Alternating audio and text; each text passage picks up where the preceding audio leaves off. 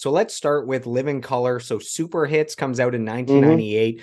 Do you remember? So obviously, if it's a greatest hits, it's the amalgamation of their career. And this actually covers their first three albums. So there's 10 Correct. songs taking from the band's first three albums. So Vivid, Time's Up, and Stain. And later on, like they've been releasing studio albums later on in their career, but this greatest hits came out before those later albums. Hmm. Do you remember how you discovered the group itself, Living Color? I was really young again, and this will outdate me. I had a Sony yellow Walkman. Yes, Walkman, not streaming, cassettes, Not a disc and man, a Walkman with a cassette. a cassette, like neon yellow, banana yellow. And that was like the cream of the crop at that time for music players. And I wanted a bunch of music for my birthday, I believe. And I found on MTV this band, Living Color. And this was early 90s, I think, is when Vivid came out. And Corey Glover, phenomenal there, was wearing like this body glove outfit with dreads, skin tight. Um, and the band was just, no pun intended, vivid, really bright colors, neon colors, and just that kind of shock value. Now, mind you, 80s Poison and Guns N' Roses was out at that time. I think they were on their way almost out, but they were still around. And then here comes Living Color, and the musician quality was phenomenal. You know, um, um, I want to say Verdine White, but that's the bass player. Something Um, Vernon? yeah. Um, Is it Mike oh my, Vernon or something? no, I'm so brain dead right now. I can't believe I forget his name. That's all good. I'll find You his could name while you you keep. you could Google it. Yeah. Yeah, forgive me because I should know that. Um, but they had another bass player, Doug Wimbush, too, that started playing later on. But like Vernon Reed. Burden Reed, I still keep saying Birdine White. But, yeah, his guitar playing was nothing like you would ever hear. Just all this chaos, but still beautiful disaster, you know?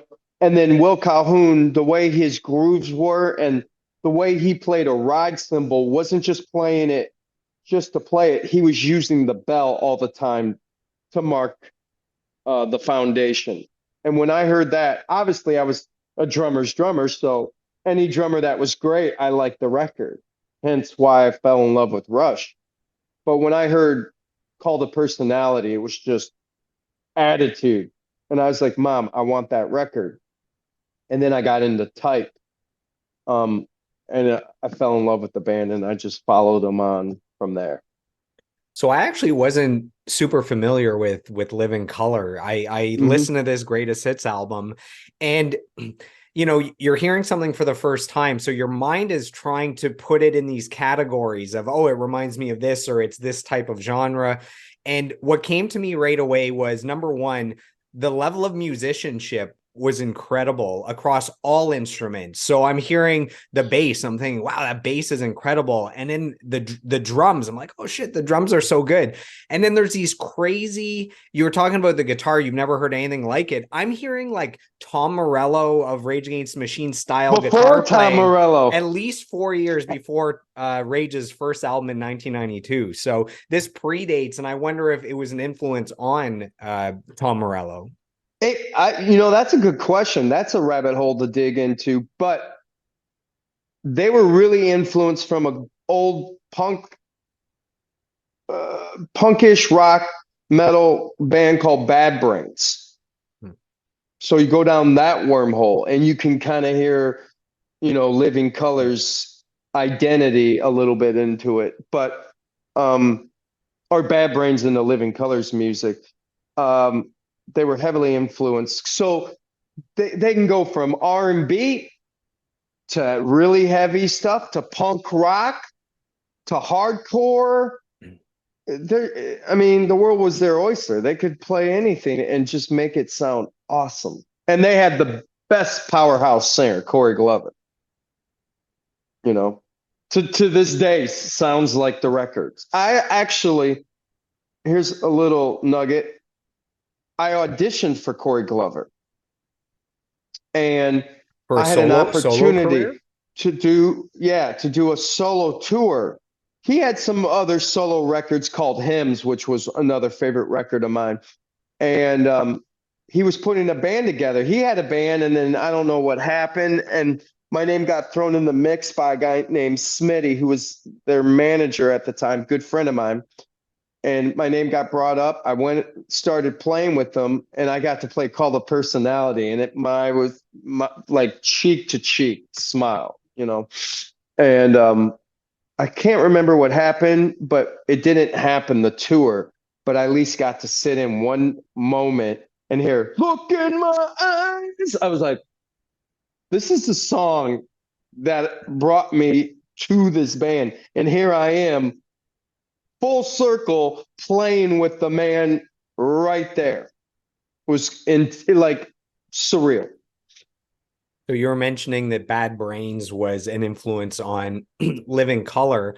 And again, as I'm listening and I'm trying to figure out what bands they sound like or who sounds like Mm-hmm. them, the first song that came to mind was Faith No More song Epic was the first song that it came to me. And I said, oh, that actually sonically sounds kind of like the Living Color sound. So I don't know all of Faith No More's music, but at least that one sound had their sound of drums with like a lot of They reverb, did. their sound of bass. And then as I continue to listen, I could then hear the Chili Peppers that come later that might have been Mm-hmm. influenced by Living Color. That's where my brain Yeah, went while listening. yeah. I mean, you do have a good ear because I think, don't quote me. I think Epic and all that kind of stuff came around Living Color. I think. And Chili Peppers was pretty dominant in the scene because Give It Away was huge at that time. So I think it was all around that same time. I remember seeing Living Color on Arsenio Hall. That's how long ago that was. And I think they did Call the Personality. And all that time in that genre, there was a lot of funky stuff too. You know, I think Sublime was around in that, maybe a little later, but like there was some funk stuff coming out. 311 was another big influence of mine, but like 311, Living Color, all those kind of things. Still funky, but in a different funk. Yeah, and also like you mentioned, they cross all the different genres. I'm going, okay, well they're kind of hip hop, and then I'm like, no, they're kind of jazz. Then it's like heavy metal, and uh, it was very hard to pigeonhole, which is the point that they have their own sound that they're not afraid to bring in all genres to create something unique. And if I think about it, they were the first kind of rage band because they had a lot of politics stuff in their music content, lyrically, like Call the Personality, Neon Lights, Nobel Prize, when a leader speaks, that leader dies. And then you hear, it's not what you can do for your country. You know, it's got that iconic message. Then um, there's other songs about racism and stuff like that, cops. And so they were really the forefront of breaking that barrier of politics with government and we're not going to do what you tell us to do kind of thing. Musically, too. Because you got to mind you, it's all black band. That was not that big back in the day.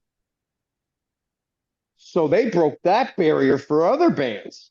And this is You like know? 86, 88. Like this is way back. Yeah. So they were like the first like hard rock band to be all black. And that was a great thing because not many bands that were black played rock and roll. It was a stereotypical thing. You just do hip hop or you do R&B. And when you saw that, you're like, yes, that's awesome. Now that stereotypical, no pun intended with type, but stereotype is labeled now. So they broke a lot of ground, dude, that they need recognition for. Same with King's X is another band. Doug Pennick. Bass player was a black guy playing rock and roll. So we all can play it. White guys can go to hip hop. White guys can play funk. So I think that was great in that time for music. I found some cool things that have to do with Mick Jagger and his involvement with the band. I don't know if you've No, heard I didn't know there's some that. cool things. So all the way back in 1986, Living Color, there was no label interest, nothing was happening. And then Mick Jagger of the Rolling Stones saw them at CBGB's and he went on to endorse them. And then there was renewed interest in record labels. And then they signed with Epic. And then 3 years later, in 1989, Rolling Stones took them out on tour. So Rolling Stones, Guns N' Roses, and Living Color. I did not know that. This is yeah. So it was Cult of Personality that in 1988 came out. And the video got picked up on MTV. So 88, they start making a buzz. And in 89, the Rolling Stones, again, Mick Jagger takes them out on, it would probably be the biggest tour in the world at that point. So that's the Guns Mick N' Jagger. Roses was massive too, probably, right? That was probably Appetite for Destruction or Use Your Illusion 1 and 2. It was Appetite for Destruction at that point. Yeah. So they're writing the biggest album in the world. And one more thing that goes further with Mick Jagger is on their song Elvis is Dead. Mick Jagger. I was about to just say Mick Jagger is the voice at the wake within that song. So showing Mick Jagger shows up 3 times to help them throughout their career. And that's one of my favorite songs too. That and Type on that record. Elvis Dead is phenomenal. And it showed that it's Little Richard that's rapping. Little Richard. Was a good performer. I stay electrified. When he got it, yeah, I love that band. Dude. You were talking about on the song Cult of Personality that there's kind of the iconic speeches. So they have several speeches on there. Several. And it starts with the Malcolm X one where he says, and during the few moments that we have left, we want to talk right down to earth in a language that everyone here can easily understand. And I love that because it sounds like it's actually music is the language that everyone can understand. That's how I take it when it's used with that song. Yeah, it's just so masterfully put together. I don't know if you're into wrestling, but CM Punk has been using Cult of Personality as his entrance song since 2001. And in 2013, Living Color played live at WrestleMania 29. I didn't know that. So instead of him coming out and the songs playing like from a CD, he comes out and the band's playing, and it's for his match at WrestleMania against The Undertaker. So I thought that was actually kind of cool. That is cool. I didn't know that. Yeah. So I guess just a few cool accolades for the band. So they won 2 Grammy Awards in 1990 and 1991. So best hard rock performance. And this has to do with Cult Personality and the album. VH1 has them on their list of, has that song on the list of 100 greatest hard rock songs of all time. And the solo in that song is on the 100 greatest solos of all time in Guitar World. So just some cool It is things. Pretty iconic. It's not a song. That solo is not a solo that you can just play whatever you want. There are parts that you got to play note for note, like Sweet Child of Mine. And I grew up playing Guitar Hero, and that song is in Guitar Hero 3, if ever you played that. Is it really? Yeah. Like the solo and everything? Yeah, except I don't think they had the rights to use the masters, so the song was re-recorded. So maybe it's not note for note. Who knows? Yeah, I remember playing that song, but that band right now isn't as big as they were.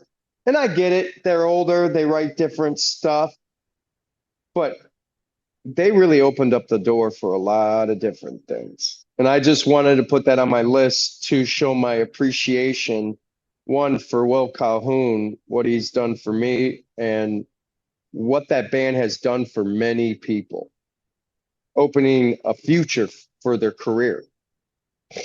So they went on hiatus until 2000, and since then they put out 3 new albums. Have you checked out those albums at all? Do you know if Yeah, they're I mean, I'm trying to get back into stuff that I grew up on, but obviously it's changed. The budgets aren't there, the sonic qualities aren't there.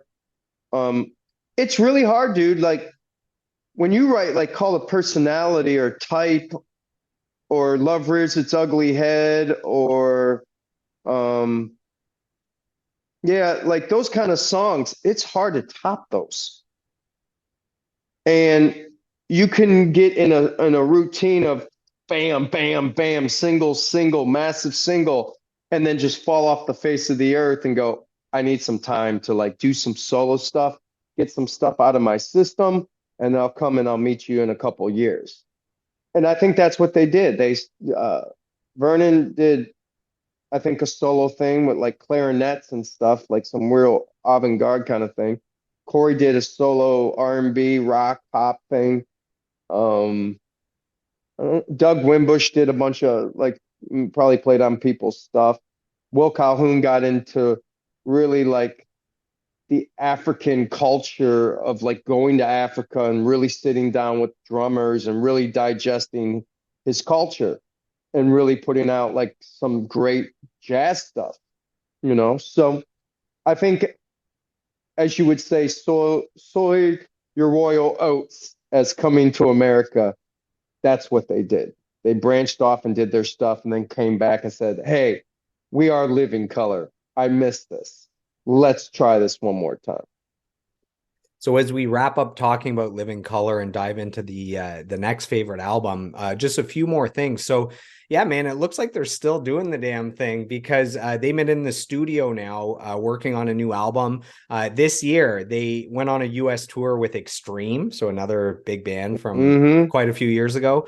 And last but not least, Living Color is number 70 on VH1's 100 Greatest Artists of Hard Rock. So that's what Pretty I got. cool. So yeah, it sounds like there'll be new music again in the near future, and it looks like they're still out touring. If And they're you always on wanted to that, catch them, like those cruise ship things. They're always on those. yeah. And what's great about that band, they're not arrogant to say, I'm not going to play on stage with this band. They'll go up and sit in with any band and just jam songs. They're that kind of group, you know? They're like, you'll see Corey Glover singing a cover song with some local band. That's what I appreciate about that band. They never forget where they came from.